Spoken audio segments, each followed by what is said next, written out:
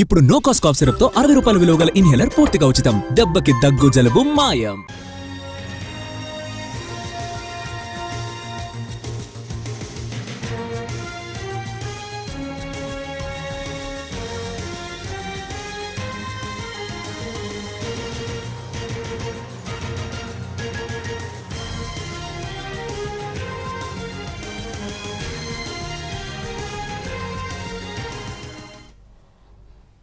హైదరాబాద్ బాచుపల్లిలో దారుణం జరిగింది. ప్రియుడితో మాట్లాడొద్దని చెప్పినందుకు భర్తనే హత్య చేసిందో భార్య.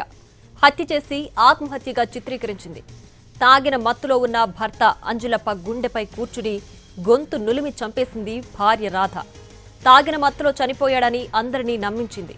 అంత్యక్రియల కోసం మృతదేహాన్ని మహబూబ్ నగర్ జిల్లాకు తీసుకెళ్లారు.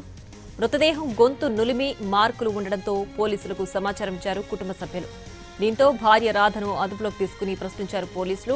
ప్రియుడితో మాట్లాడొద్దని మందలించడం వల్లే భర్తను చంపేశానని ఒప్పుకుంది రాధ.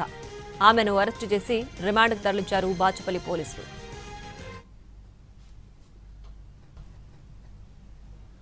30 years ఉంటాయి. ఆయన ఇక్కడ వజ్రప్రతికులు ఆయన భార్యతోటి ఇక్కడ ఉండేవాడు, లేబర్ క్యాంప్లో ఉండేవాడు. ఆయన అనుమానాస్పదంగా చనిపోవడం జరిగింది. చనిపోయిన తర్వాత వైఫ్ ఎవరికి ఇంటిమేషన్ ఇవ్వకుండా డెడ్ బాడీని వాళ్ళ స్వగ్రామమైనటువంటి నారాయణపేట దగ్గర కోటకొండ గ్రామానికి తరలించడం జరిగింది. సో అక్కడ చనిపోయిన మృతుల యొక్క బంధువులు వాళ్ళ బ్రదర్స్ రాజు అని వాళ్ళకి అనుమానం వచ్చి ఆ బాడీని ఆపి అంత్యక్రియలు చేయకుండా అక్కడ local police station Narayanpet rural police స్టేషన్కి సమాచారం అందించి అక్కడ కేసు రిజిస్టర్ అయింది. ఇవన్నీ అయిపోయిన తర్వాత ఈ సస్పెక్ట్ ఎవరైతే వాళ్ళ భార్యనే అనుమానించారు. ఆ భార్యని పోలీస్ స్టేషన్కి ఉమెన్ కాన్స్టేబుల్ పంపించి తీసుకురావడం జరిగింది. తీసుకుని విచారణలో భాగంగా ఆమెను విచారిస్తే ఆమె నేరాన్ని ఒప్పుకున్నది, ఆమె చంపినది. ఇక హైదరాబాద్ బాచుపల్లిలో దారుణం జరిగింది. ప్రియుడితో మాట్లాడొద్దని చెప్పేందుకే భర్తని హత్య చేసింది ఓ భార్య. హత్య చేసి ఆత్మహత్యగా చిత్రీకరించింది. తాగిన మత్తులో ఉన్న భర్త అంజులప్ప గుండెపై కూర్చుని గొంతు నులిమి చంపేసింది భార్య. దీనికి సంబంధించి పూర్తి డీటెయిల్స్ మా ప్రతినిధి రవి ఫోన్ లైన్లో అందించడానికి సిద్ధంగా ఉన్నారు. రవి, చెప్పండి, అసలు ఈ ఘటన ఎప్పుడు జరిగింది, ఎప్పుడు వెలుగులోకి వచ్చింది, ఏంటి పూర్తి డీటెయిల్స్? ప్రియా, నారాయణపేట జిల్లాకు చెందినటువంటి అంజులప్ప రాధకు 10 ఏళ్ల క్రితం వివాహం అయింది. వీళ్లకు 2 పిల్లలు ఉన్నారు. వీళ్ళు 2 నెలల క్రితమే పనుల నిమిత్తం ముంబైకి వెళ్లారు. అక్కడ కొన్ని రోజుల పాటు పనిచేశారు.